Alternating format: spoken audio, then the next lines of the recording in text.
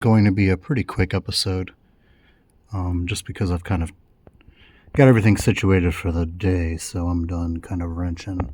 But just wanted to show we have the new Diff in. Everything's closed up. I still need to put fluid in it. There's only a very minute amount, but we got the new seals. So new seals on both sides. The actuators resealed. Actuators plugged in. We have our locker replugged. CVs are in. I did end up being able to run the 589 diff drop, so that's right here. That's been installed. Angles were checked. Let me see if I can get a good view in there.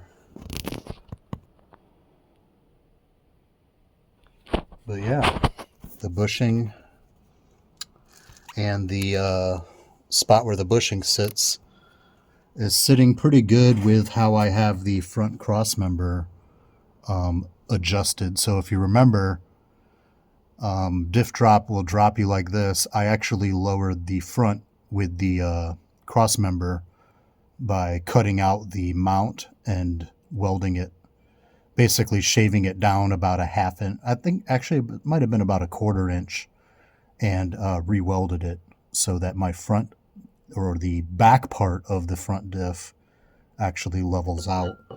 That doesn't seem to be hurting the 589 bushings with their diff drop. It sits pretty nice. But yeah, we have the suspension fully reinstalled. Sway bars back in. Brakes are back on. Got quite a bit of wrenching done today. But yeah, I did have to rebuild that RCV on that side. The orange boot had a small hole in it.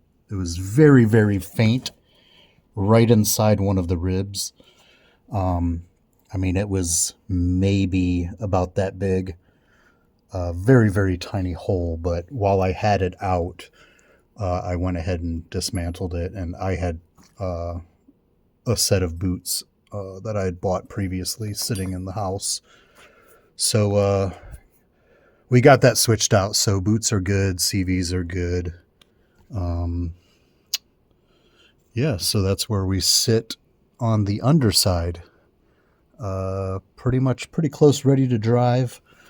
Let's go back out and let me get up. Drive shafts are still not installed, so there's my front. The rear is still over there, but that'll be the project for next weekend. So next weekend should be driving. The only thing left to do is first thing I'll do is install the drive shafts. I got to put these clamps on so we can pressurize and do a quick test of the cooling system, fill it up with coolant, and then we can build the PCV setup. I'm going to adjust or adapt this to see if I can install it.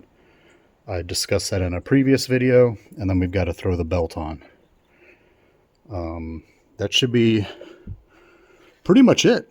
Then clean up, get all this stuff off of here, and we'll take this bad boy for a test drive.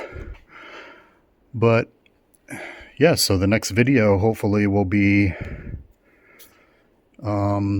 cruising around, seeing if we've gotten rid of this vibration issue, and just kind of run a couple logs and see how the engine's doing after all that work that I just did.